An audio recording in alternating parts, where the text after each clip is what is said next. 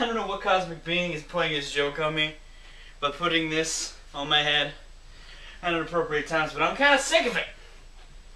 I was at the Queen of Neptune's wedding reception, and that ain't cool.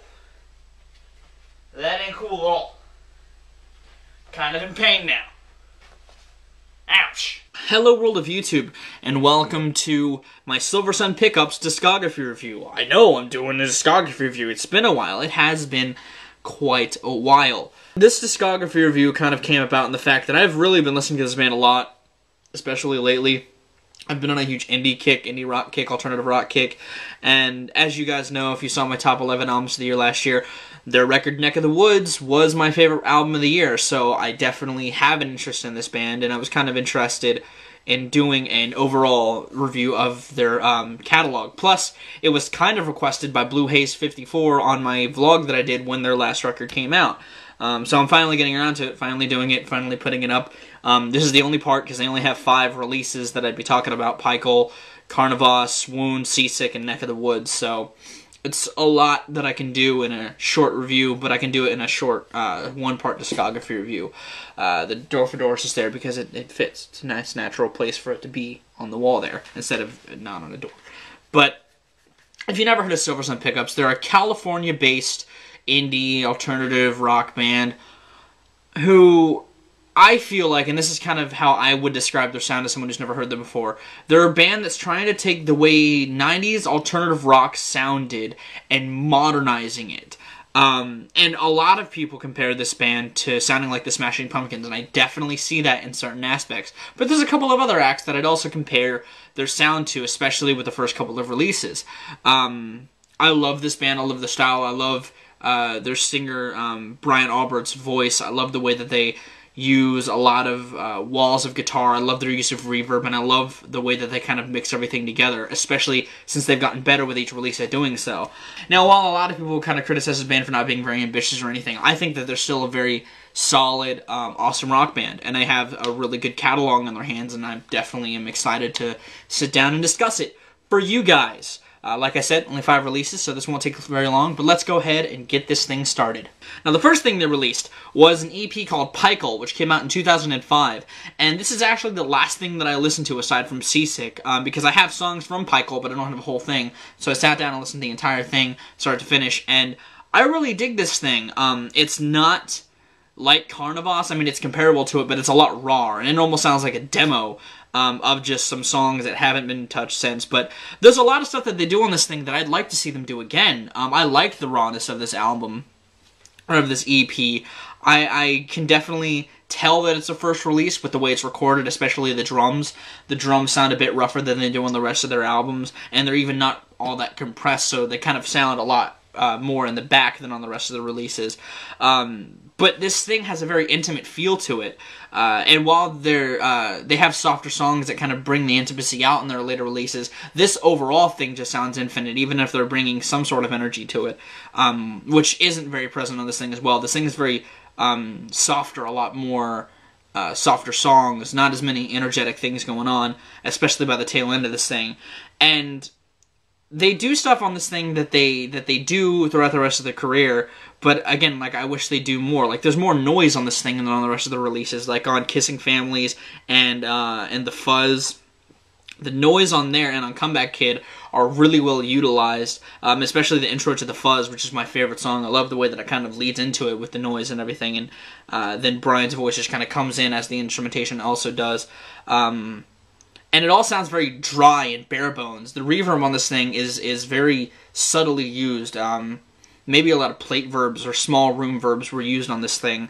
And I like that about it. I like that you can tell that they're just starting out. It sounds like something in someone's first release, and their influences are a lot more apparent on this thing. The Smashing Pumpkins one, especially, not even just instrumentally, but sonically, the way it kind of sounds like the early Smashing Pumpkins releases, recording-wise, like Gish and stuff. Especially on the tracks The Fuzz and Kissing Family. Those are just 2 very big representations of that Smashing Pumpkins rootedness. And there's not a lot of the whole blending the 90s alternative rock sound with the modern there's not a lot of modernizing of that alternative rock sound, except for on the track Book Smart Devil, which sounds like something that could be on Carnavas. And And even with that track, there's something weird that they do with it, with the intro of it. It doesn't sound like something they really do much. And along those lines of stuff that's weird, their vocalist Brian does some really different things with his voice that doesn't do much, like some growls. And there's even, along with that bare-bonesness, no overdubs, it would seem like. All of the harmonies are just done by Brian and their bassist Nikki, who does backup vocals, who actually even takes a step forward and does all of the vocals on a cover song that they done on this a movie song, the song Creation Lake. Nikki is just singing it, and I like that. I wish she would sing more in the band instead of just sitting in the background. I like the overall softness of this thing. I like the rawness of it, and I like the fact that they use the acoustic guitar more. It's a lot more apparent on this, at least, that there's acoustic guitar there. I love the kind of imperfections in the recording quality as well. I think that all that included makes for a small collection of some pretty decent songs. I would recommend checking this out after listening to their entire catalog, which is, again, 3 albums, because it's an interesting thing to come back to and makes you wonder why they stopped doing some of the stuff with just the release of their album coming out in the next year. So yeah, that's what I have to say about Pycole. My favorite song is The Fuzz. It's a really good song. And the first full-length record that they released was called Carnavas, which came out in 2006. And this thing is a step up quality-wise from Pycole, but there are still some imperfections of it that kind of give it that typical first record sound. This has the most 90s vibe out of all their records, because it's kind of, again, continuing the style of Pycole, but expanding it a bit more into a full-length record. And this kind of encapsulates with the first set of songs. The opener kind of sounds like a typical 90s track, but Little Lover So Polite definitely has that vibe to it. I mean, Brian Albert's voice almost sounds a bit Cobain-ish in it, and Nikki's backup vocals even have a Breeders-ish quality to it with the way that her harmonies are handled. There's definitely some mixing issues throughout this entire thing. There's points where Brian's voice kind of gets semi-buried in the mix, and the drums sound almost overcompressed on good bits of the record, on a good bit of the entire record. I think that, and I don't like that about it, you know, because these are some really good songs, and especially with some of the consistency of it, because not all the songs sound like that. The singles definitely, Lazy Eye, Future Post Scenario, these sound like they were mixed better. The drums sound better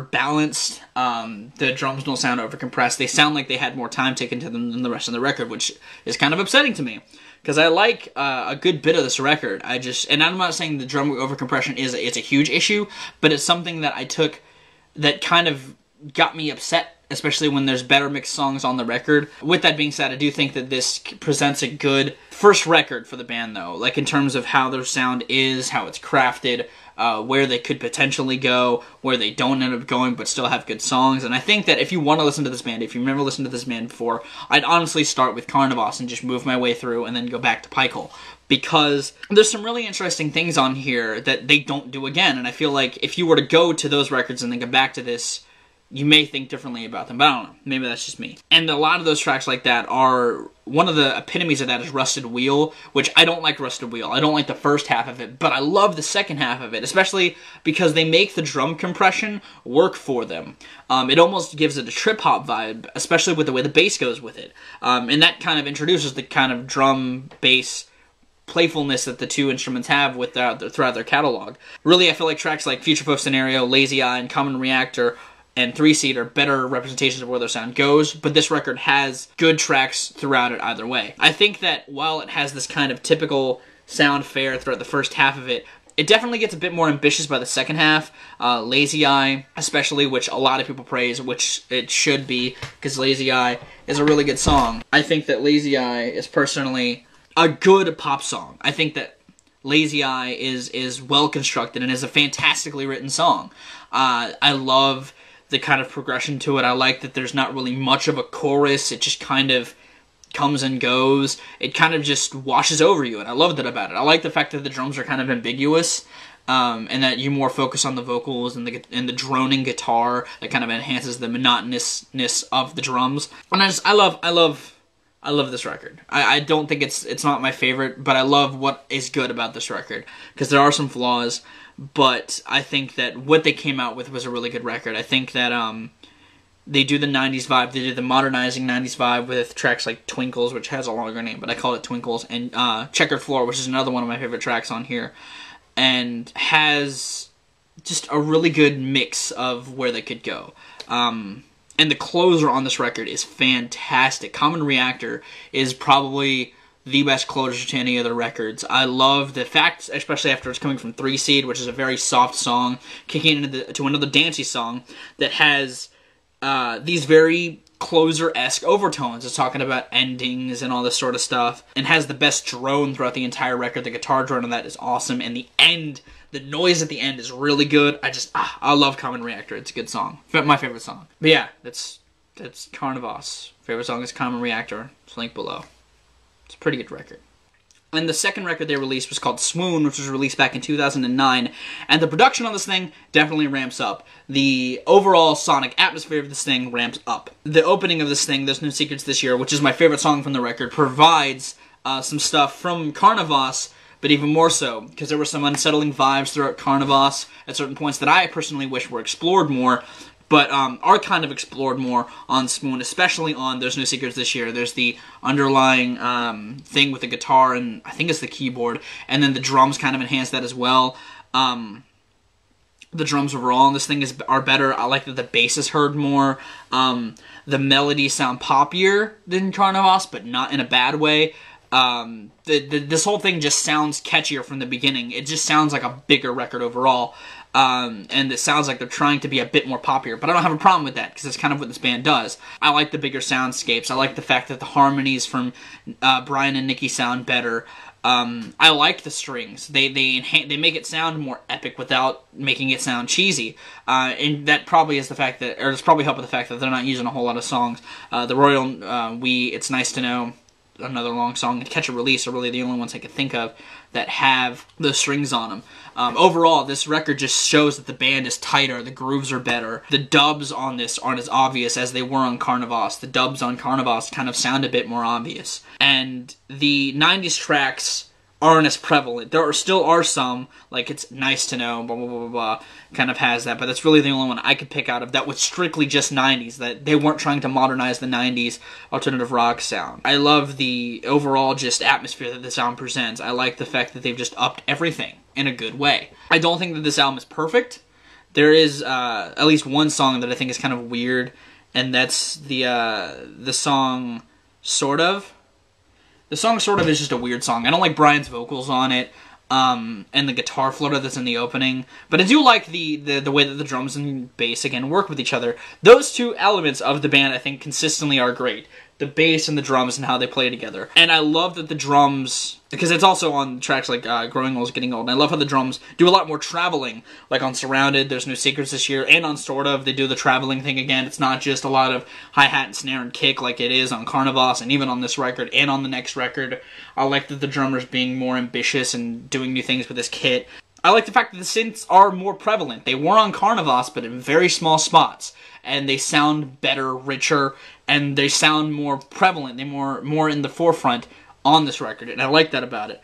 Overall, I just think this record is a good production step up from Carnavas. I think that if you were to listen to Carnavas and then Swoon, you'd appreciate Carnavas still, but love Swoon even more. I think that the closer in this is another really good closer, so it's a good... This album has really good bookends. Surrounded has a really good guitar solo. Again, the lyrics are kind of talking about reflection on what has happened. Maybe not on the record, but you can kind of get that vibe through it, especially with how the record goes. I think that they did a good job of just pushing their sound forward. I think that the fact that these tracks have more grand undertones shows their success without jeopardizing their character. And I like that about this record. It shows that this band can be bigger without jeopardizing who they are. And I love that about it. I think it's a really good modern rock record. My favorite song on it is There's No Secrets This Year. Yeah. And the next thing they put out was a single called Seasick, which came out in 2011. And these are 3 songs that were recorded during Swoon, but never made it to the record. And I can see why in 2 of the instances. The songs are Seasick, Broken Bottles, and Ribbons and Detours. I think that the opening tracks, or the title track, Seasick, doesn't sound like a Swoon song at all, and it wouldn't really fit on the record. It is a bit softer, which there were some soft songs on Swoon, and maybe not enough. But I think that this is a good song still. It doesn't sound like a Swoon song, but it does kind of sound like something that could be on their next record. I like that this kind of has this really bigger soundscape and kind of uses the soundscape to be a bit more atmospheric. I love the subtle noises and the keyboard tones, especially in the chorus. I like the drearier overtones that weren't really present on Swoon, because Swoon kind of has this optimistic feel to it, with some slight unsettlingness beneath some of that. I think the production quality is comparable to Swoon. It is bigger, it sounds bigger, but I don't think that it's something that fits into Swoon all that much.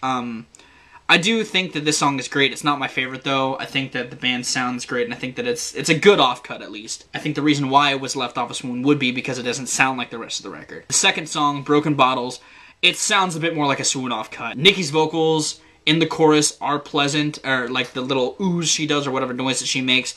It gives a pleasant, fun vibe. This is kind of a nice, dancey song. I like the bass line. I do think Brian's vocals are a little weird, kind of on the lines of If Only. But other than that, it's a fun dance song. I mean, it's not, you know, it's not the best Silversun pickup song, but it's alright. Broken Bottles is okay. And the last song, Ribbons and Detours, is probably my favorite on this single.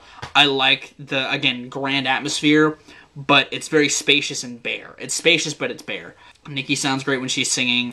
I think that this would have been a really good addition to Swoon, because it would have had this more prevalent Nikki vocal track. I like the atmosphere of the song. I like the fact that the drums almost sound electronic, like they do on the next record. And I love the reverb on this thing. I love it that it's kind of drenched in reverb. It kind of emulates the vibe of Seasick. It kind of makes you feel aquatic, and I like it about it. It's themed. It's theming. It's really good. And I like the song a lot. It's definitely probably one of my favorite Silversun pickup songs. I think it would have been a good addition to Swoon, but again, it doesn't really fit the vibe. But I think it would have been nice to hear something like this on Swoon to kind of give you a hint as to where their sound could be going. Yeah. It's a single. It's 3 songs, so just talking about them. Let's go to my favorite record there, shall we? And the third and final record that they've released is called Neck of the Woods, which was released last year. And if you saw my Albums of the Year list for last year, you would see that this is at number 1. And I still kind of feel this way. I love this record a lot, and I can kind of finally emulate why. Especially after revisiting their catalog. It's because I really like this band, and I've been wanting them to put out a record like this since I got into them. I like the fact that the strings are gone, because no offense to Swoon, and I like the strings on Swoon, but I kind of, after hearing this record, I'm happy that they're gone. I like the fact that the synths kind of take more responsibility in creating these grander atmospheres, especially on the softer tracks, like Bloody Mary and Here We Are. I like the fact that there are electronic drums on this thing, like on the softer tracks, in The Pit and Busy Bees. I like the fact that they still have that playful drum and bass vibe. I love Brian's vocals on this thing. I love the opening, because it, again, presents those unsettling vibes, but that continues throughout the rest of the record. Bloody Mary has that even. Here We Are has it. Mean Spirits kind of has it. I like the fact that they upped their sound, again, without sacrificing their character. I like how dancey this thing is. I like how intimate this thing is, while being very spacious.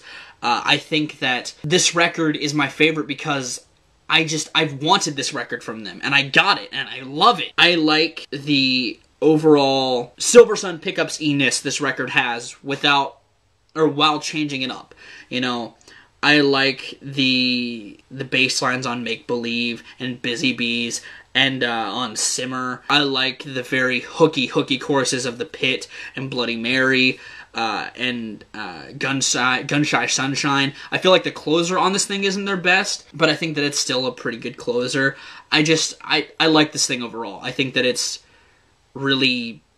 was my favorite of the year for a reason, and I can just finally tell you guys why completely and fully after revisiting it and realizing how much I like it. I love the ferocity within, the anger within this on Skin Graft and Mean Spirits. I like that they can give you more dynamics. This album feels the most dynamic of all of their records. It gives you a bit more of a breakup of the vibes. There's the songs that kind of sound like they were from Swoon. There's the songs that kind of push forward their sound, and they're all mingled together. It's not like Carnavas, where it's one half is progressing somewhat what Pykel did while progressing a lot. It's not like Swoon, where everything's kind of blended together, but it doesn't have a good progression to it. This thing just flows much better than Swoon did. It flows much better than Carnavas, and I feel like it's their best record to date. I like everything about it, pretty much. Just about everything about it. I mean, I feel like the lyrics are kind of, you know, ambiguous. They're good lyrics, and again, some of these choruses are really good. I love Bloody Mary overall. I think it's another really good song of theirs because it's very soft and intimate, but has this explosion in the bridge, and I love the drums on that song too. Bloody Mary and the drums throughout all this thing are really good. Some of them are standard fare, but they're dance songs in those respects, so there's that. But I don't know. I like this record a lot. I think that it takes all of the elements I like from Carnavas and Swoon, and not even much from Pikel, but those two records, puts them together, makes them better, improves the quality overall of the recording and the grandiousness to their sound, and makes them a better band as a result. I don't know, I like everything about this. I love the layered guitars. They sound better layered on this record than they do on the other two releases. And it's just good. This whole record's good. Really, my only complaints would be I wish Nicky's harmonies weren't buried in the mix at certain points, and that the closer were a little bit better. That's all I got. That's all I want to say, and I'm sticking to it. If you dislike my opinion, I'm sorry, but that's what I have to say about these records. My favorite song on Neck of the Woods is probably Bloody Mary. If not Bloody Mary, Mean Spirits, because that's another really good song. I'm going to get out of here. Hopefully you enjoyed this review nonetheless. I'm sorry for all the distractions during. My cat has been up my ass. But I have been Viralrak. You guys have good days, lives, and situations, and I'll see you another day.